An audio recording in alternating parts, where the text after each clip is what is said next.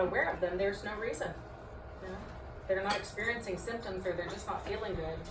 But if they start to see the symptoms, you know, there's a lot of agitation, well, maybe it would be worth meditating, or maybe it would be worth going for a walk, or maybe it would be worth basketball. Yeah. I noticed you have like minutes of exercise. Mm-hmm. I mean, does exercise mitigate the symptoms? Absolutely. Absolutely. The research shows that when people experience an episode of depression, anxiety, or mania, the neurons in the brain literally die back. Your brain atrophies. It gets, I don't know if it gets smaller, if you just have less neurons. And the research shows that if you walk 45 minutes a day, within 6 weeks, you have more neurons in the brain. So does it mitigate it? Big time. Yeah, big time. And the challenge with that is that people need to exercise at the right time of day. If they're manic, they shouldn't be doing it in the evening. And we'll get to that more later. Excellent.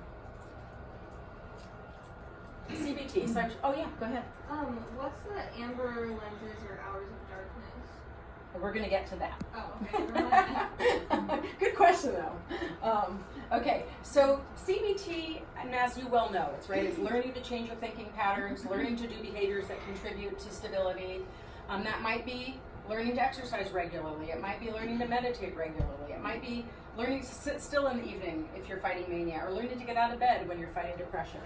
It might be learning to change your thoughts specifically, so that if you're depressed, you're not telling yourself it's a good idea to stay in bed, or you're not telling yourself that it's a good idea to not answer the phone. It might be teaching yourself to change your thoughts about thinking it's a good idea to ride the wave of mania and do as much as you can get done, because you might not be able to do it when you're depressed. But to change those thoughts and help people realize that if they ride the wave of mania, they're going to have a deeper depression. So it'd be better to do less, not get as manic, and have less depression. So lots of different ways to use cognitive. Yeah. So what about your clients with bipolar disorder? I know it's incredibly difficult on spouses. I am one. My husband has bipolar 1 disorder, and so it has been very challenging. I mean, he was going in waves, up, down, constantly, and then now he's doing very well because he's getting neurofeedback. And so, do you actually work with the spouses? Can they come in and participate in the treatment? Absolutely, yeah. If the client's comfortable, I encourage that, because having the spouses come in and learn and understand these things makes it easier for the spouse to support the person with bipolar disorder doing the things that are going to help them. So, yeah, when it's a possibility, I encourage it. Okay, interpersonal social rhythm theory. So, interpersonal social rhythm theory has kind of two focuses. One is to reduce interpersonal conflict, and that is really important, because anytime that our clients with bipolar disorder have a conflict with somebody, it agitates their symptoms. So it's really important for them to learn interpersonal skills so they can learn to recognize when they're getting agitated and take a break. Step away and come back when they can talk more calmly. And that will help them not to agitate their symptoms. And the other major piece of it is the developing healthy routines.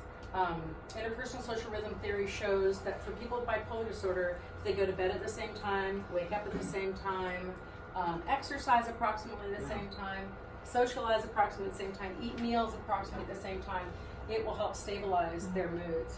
And missing a meal, or eating a meal late, or eating a small meal, any of those things can agitate symptoms. Can make someone more depressed or more manic. And one of my prime examples goes back to this client that was having sex with her attorney in the basement. She was afraid that if she started eating, she would just binge all day long. And so we were able to develop a plan for her that helped her to have like a fruit and vegetable shake with protein powder in it, breakfast and lunch. So it was clear enough boundary. And she found that her mood started to stabilize, and that she didn't binge eat all day long, and that she lost weight. It's really amazing. Yeah, routine is everything. Routine is really important, and meals are incredibly important. Sleep, all really important. Now, learning to go to bed at the same time, wake up at the same time doesn't mean stay in bed if you're not sleeping. So if your client is going to bed and they're, doing some relaxation or whatever it is they do to go to sleep and they don't go to sleep, getting up is a good idea. But getting up and doing the dishes is not a good idea. Getting up and doing vacuuming is not a good idea. Getting up and doing woodworking is a bad idea. So if they have to get out of bed, they need some help developing what is a good thing to do at night when you can't sleep. Take a hot bath, take a hot shower, do some art, something that's sitting and not moving. Drawing, crocheting, carving, something that's non-moving, sitting still and calm. Okay? Yeah, and the socializing on a routine, how do you support them in doing that, or how do you help them set that up? So, depending on what they struggle with most, whether it's depression or mania or hypomania, I encourage them, one of the tracking tools that I have is a tool that enables them to measure their mood in relationship to their activities. And so they can begin to learn how many activities they need to do to maintain a good mood, what kinds of activities, and I encourage them to develop a balance of activities that include socializing, chores, and calming activities. And so if there's somebody that doesn't socialize enough, we're just trying to encourage them to socialize more, but not to do it too much in the evening. Again, they have to learn to recognize their symptoms and their moods so they know, am I fighting a depression? I need to do more, even in the evening? Or am I fighting a hypomania or mania and I need to do stuff in the early part of the day and less in the evening? So it's all about being able to figure out with them where they're at in their mood cycle so they know, is this a time to do more or is it a time to do less? And to be really careful about evenings. Okay, so dark and light therapy. So you asked about the amber glasses. So you've probably all heard about light therapy for seasonal affective disorder. Nods, I'm seeing quite a few nods around the room. Dark therapy is maybe a little bit less common, although it's getting more common. About the last 10 to 15 years, they're beginning to do research on dark therapy. And there's like 11 studies so far. Very, very few studies. And so I brought some of these glasses. I put a new pair, but I'll pass this pair around. You can, if you want to take them out of the box, and you can check them out and see that they fit on top of your glasses. These are amber safety glasses. And so what we know about the brain is that every human being has a receptor in the top of the eyeball that was developed by whatever you believe in to receive blue light from the sun. It communicates to your hypothalamus about when to secrete melatonin. So this is how we regulate circadian rhythms. And what we seem to be seeing in the research is that if you, as a human being, are exposed to light at night, it doesn't matter if you have bipolar disorder or not, anybody that's exposed to light at night is probably going to sleep poorer because it confuses your brain. And so there's quite a bit of research out there that you can find where people that are exposed to like street lights coming in the window, or they have a night light on in their room, or any kind of light exposure at night interferes with sleep. So the newer research, and it's not super new, but it's still very preliminary because there's not very many studies. The first study, they took a man who had rapid cycling bipolar disorder, many episodes a month over a 3-year period, and they put him in a sleep lab. So he was in a completely dark space with, I think, no windows, but certainly no light, from 6 p.m. to 8 a.m. And I don't know what he did in there. I can only guess that he listened to books on tape and things like that, meditated. But within 6 weeks, his symptoms had reduced so much that they cut him back to 12 hours of darkness. And by 6 months, he was stable. No other treatment. This was a bipolar 2, not a bipolar 1. 6 months, he was stable, and he stayed stable to the year mark with no other treatment except darkness. So the studies since then have been virtual darkness. So when you put on a pair of glasses, that gives you virtual darkness. And they've done studies where they've had people in hospitals that were admitted with mania, and the control group is given treatment as usual, in other words, medication. And the control group, treatment as usual. The treatment group gets medication as usual plus amber glasses. And what they find is that when people are manic and they wear these, they get 14 hours of darkness, so that includes glasses and a dark room. They show significant improvement in 3 days. Wow. 3 days. Again, it's very preliminary research. There's only been 10 or 11 studies. I did a study of my own, which I'm trying to get published. It's made it twice to peer review. If any of you have ever tried to get published, you know it's a big deal to make it to peer review. So my study made it to peer review with the Bipolar Disorders and International Journal of Psychiatry and Neuroscience, and it's currently in peer review with I'm going to blank on the magazine name, but it's a magazine. It's a journal of natural approaches. It'll come to me later, I'm sure. And so if my study publishes before someone else, it'll be the first study done outpatient. All the other studies are done in hospital settings. They've done them internationally as far away as Norway. And the research, although it's very small sample sizes, it continues to replicate that people who have dark therapy stabilize faster than people who don't. Yes? So clarify, the therapy is that they wear these in the evening? Yeah, the therapy, Even if they're reading or? anything. The therapy is that they wear the amber glasses from 6 p.m. To bedtime. And the bedroom must be completely dark. They need blackout curtains, no night lights, nothing in the room. 6 p.m. to bedtime, and then they wear them from waking until 8 a.m. And I have never ever suggested to a client that they try to go for less than 14 hours, because the fact is they don't have a nurse saying, here, it's time to put your glasses on. They have to remember themselves, and they're going to forget sometimes, or they're going to be out, or whatever it is. But I found that people that are really consistent about doing this, again, show improvement. They get better. Yeah. I'm sorry, so again, they they do glasses, but they're not supposed to be reading by a light? No, they can do anything. They can do anything with the glasses on. The glasses As long as it's you said in a dark room. No, so they wear the glasses from 6 p.m. to bedtime. They can do anything. Okay. Anything with the glasses. You can drive, you can read. The clients I've had who've complained about the glasses have complained because they do art. So I have a client who's a photographer, and she won't wear the glasses. But she's found other things that work, so it's not crucial.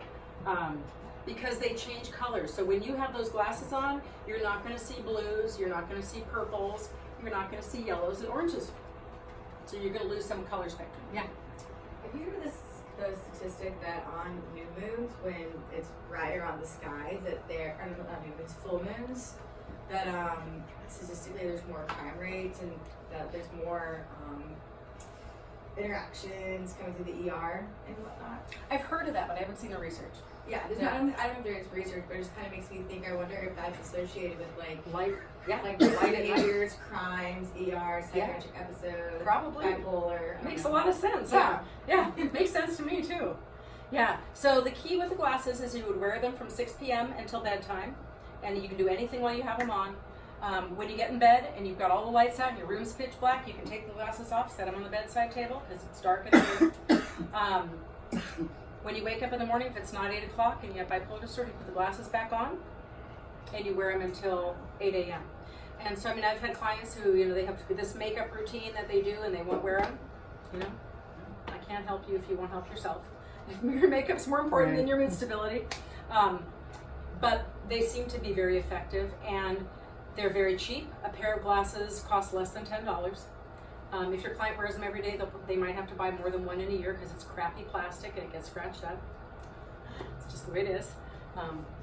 There's no such thing as contact lenses yet, so this is the only option so far for dark therapy is these glasses, and they shouldn't be worn for long stretches during the day. Yeah.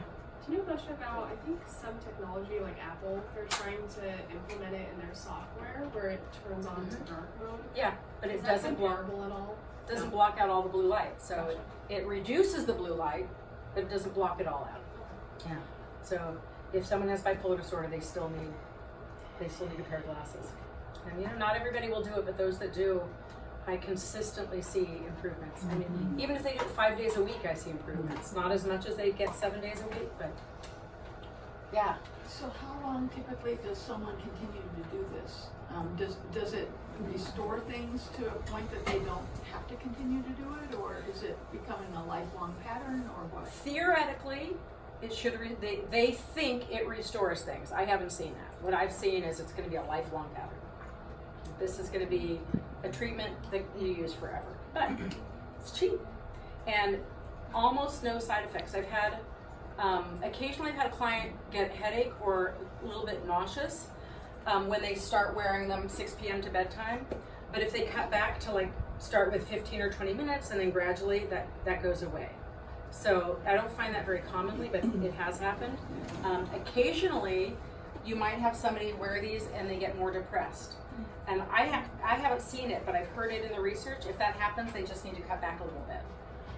Are there criteria for clients that you recommend this to versus others that you wouldn't recommend this for?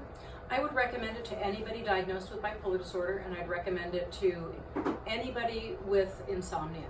So if they have insomnia with depression, I'd encourage them to try it, but I would want them to be tracking their symptoms first, because if their depression gets worse, we want to cut it out or cut it back. If they're experiencing insomnia because of anxiety, I mean, the thing is that every human being has that photoreceptor in the eyeball that regulates circadian rhythm, so it shouldn't matter what your diagnosis is. If you're having trouble sleeping, these should help. Again, it's preliminary, but they're cheap and relatively side effect free, so why not try something? And where do you buy those glasses? The only place I've been able to find them is on Amazon. I can't even buy them from the company directly because they don't sell them to the likes of me. So, Amazon. And this is what you need to know. Uvex Ultraspec 2000 S0360X. If you put that in Amazon, they'll come up. And the interesting thing is they vary in price. I assume it's a supply and demand kind of thing. I've seen them as low as $7.65 a pair, and I've seen them as much as $9.45 or something like that. It's always less than $10. Okay. All right. Next slide. How are we doing? Pretty good. So, other holistic tools. The Asian doctors believe that water offsets fire. Mania is fire, and so water should help. It's healthy for anybody to drink 8 glasses of water a day. For people with depression, drinking enough water can actually give them energy. For people with mania, it might help calm the energy. It's probably going to be pretty subtle if they're manic. They may not notice it, but it's a good health tool, so it doesn't hurt to do it. Avoiding caffeine. It's amazing to me how many doctors say, oh, no, you can drink coffee, go ahead. And I'm like, wow. Instant agitation, first thing in the morning. And mania tends to get worse throughout the day. Mania tends to be this energy that it gets started and it builds up. I think of it like a snowball rolling down a hill where it picks up speed, it picks up weight, it goes faster and faster and harder to stop throughout the day. So if you start right off with caffeine, that just seems really dumb. You know, so I encourage clients to try to cut back their caffeine use. Doesn't always work. Some people won't do it. What about like 1 cup? Not first thing in the morning. Doctors say it's fine. I disagree. I think it's a bad So idea. just any caffeine. I think it's a bad idea. The other thing that's interesting that I've found with clients with bipolar disorder is it seems, and of course, I was about to say it seems more common. It's like, well, I see more of them, so that could be a complete bias on my part just because I see more people with bipolar disorder. But what I see is more people who are experiencing food sensitivity. So they may be hypersensitive to caffeine, or they may be hypersensitive to gluten, or they may be hypersensitive, and so that moves on to the next one, elimination diets. I've had clients where if they ate a bite of bagel, they would instantly flip from depression into at least hypomania. Instantly, like within an hour. And I've had clients who found that they had food sensitivities, like a little bit of caffeine. It might not make them manic the first day, but it might make it hard to sleep, and so if they keep doing it, it's going to build up. That can be true of orange citrus. It can be true of milk. If somebody has a sensitivity to milk, it could be true for eggs. It could be true, and so there are common elimination diets that naturopaths recommend that help people cut out most of the allergens, and they can figure out if they have something that they're sensitive to, even if they're not allergic to it. If they go on a low-carb diet, they may find that they're sensitive to something that's not even a common allergy, like oats or corn. I know that I've discovered that I'm very sensitive to gluten, oats, and corn. I would have never thought it.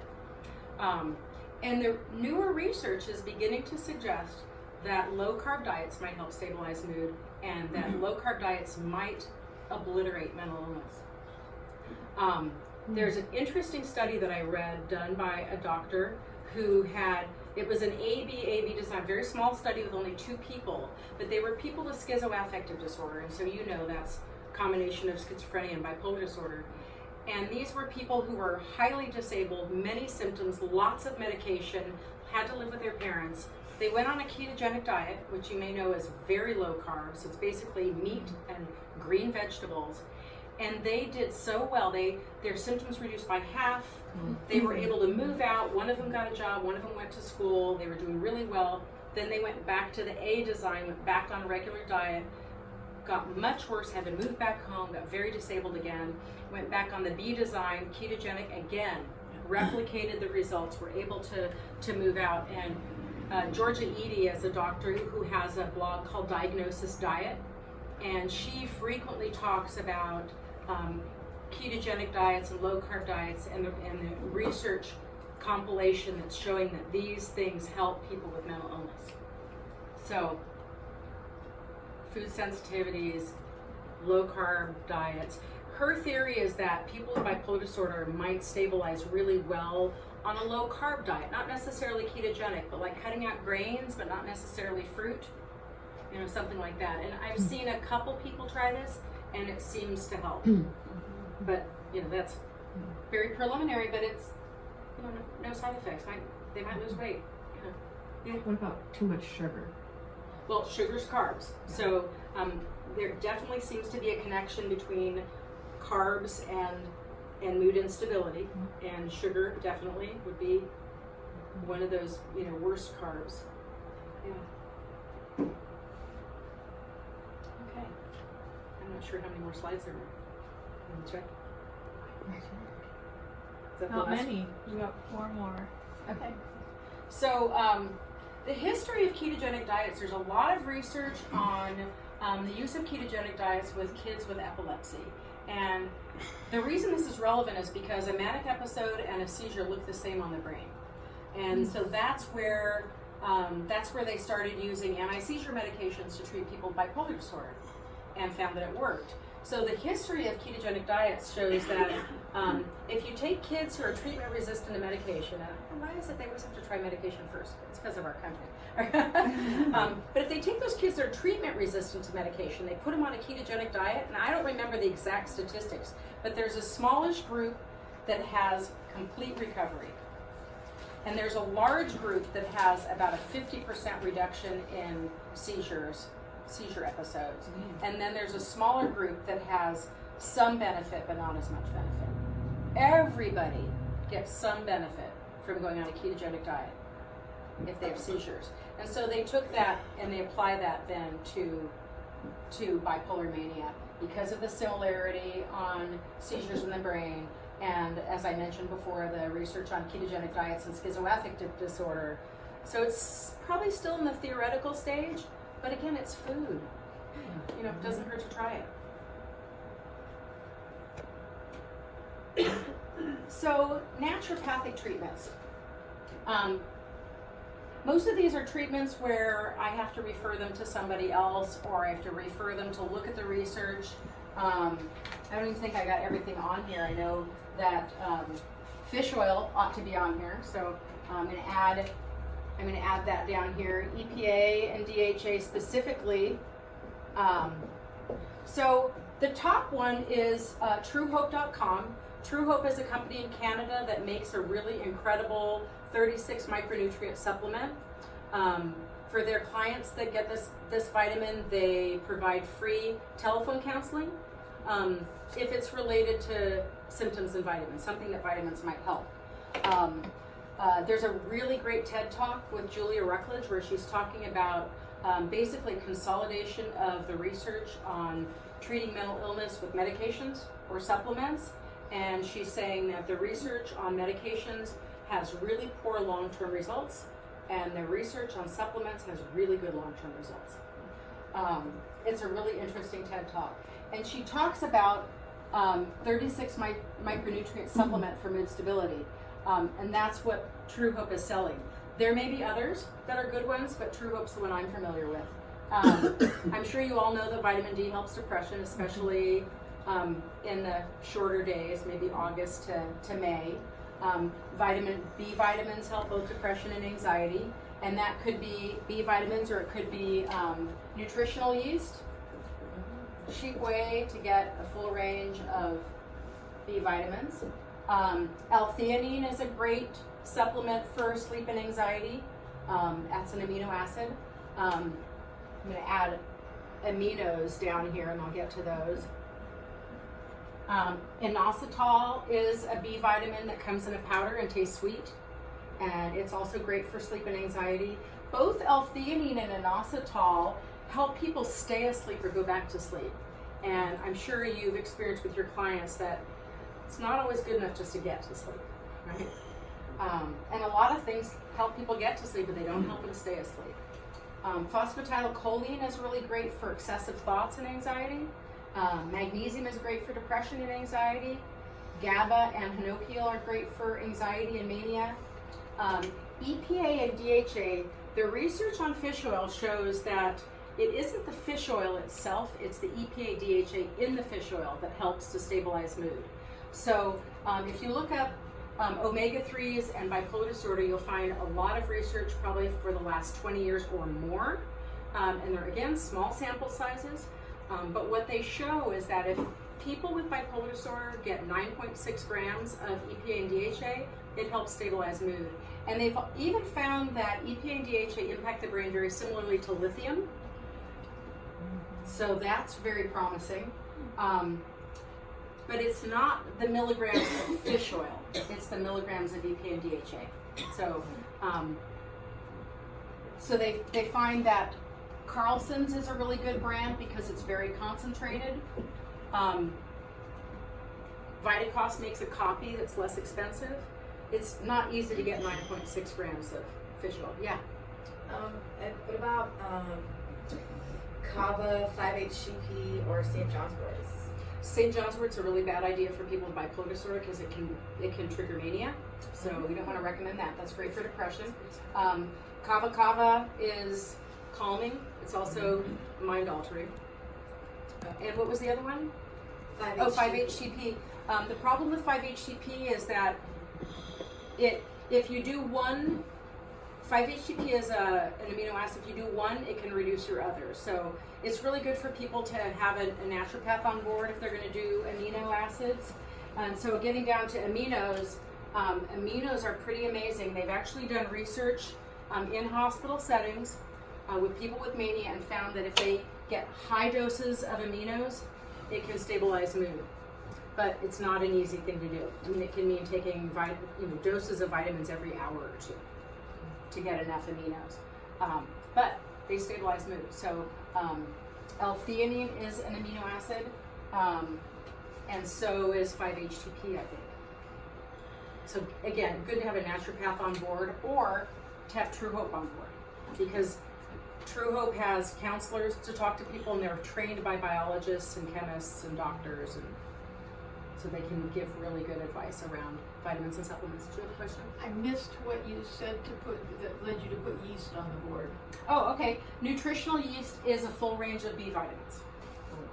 So, getting a rounded teaspoonful of brewer's yeast gets you enough B vitamins. At least that's what my naturopath recommended for, someone my size. I don't know if it gets more if you're bigger or, if you're a man, but nutritional yeast is food, and it gets you a full range of B vitamins. Okay. Do we have another slide? I'm not sure. 2 more. So Two we blend more? right on Okay. time. Okay, so continued. L-tryptophan is another amino acid that's very helpful for anxiety and mania and helps people calm down. That's what's in milk and turkey. And turmeric and saffron have been shown to be natural antidepressants. Saffron's very expensive. Turmeric's very cheap. So. Yeah. How can you find the right nutritionist? Are there someone you do? Because some of them, just Nutritionist or naturopath? nutritionist. Okay. I'm only familiar with one nutritional counselor. Her name is Ellen Syverson, and I really like her. I think she's good. But she can't bill insurance companies, and I don't know how many nutritional counselors can. If you want her phone number, it's in my phone.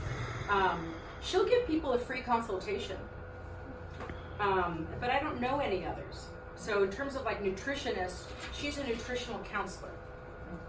But naturopaths kind of specialize in nutrition. So, I think there's quite a few good naturopathic doctors in Eugene. Adrian Borg comes to mind. I think Matt Mixer is also, not sure if that's, he may be an acupuncturist. I don't think I can give you a lot of good names without my little drawer of business cards, which I didn't think to bring with me.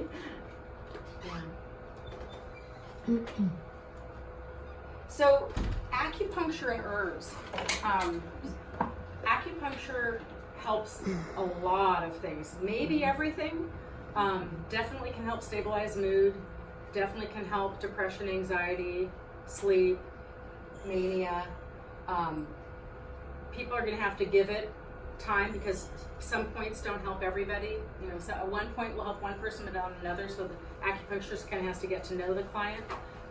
We have at least a couple places in town where people can get sliding scale acupuncture, Acupuncture of the People, Eugene Community Acupuncture, Chrysalis. There are lots of others. I don't think they're quite as low cost.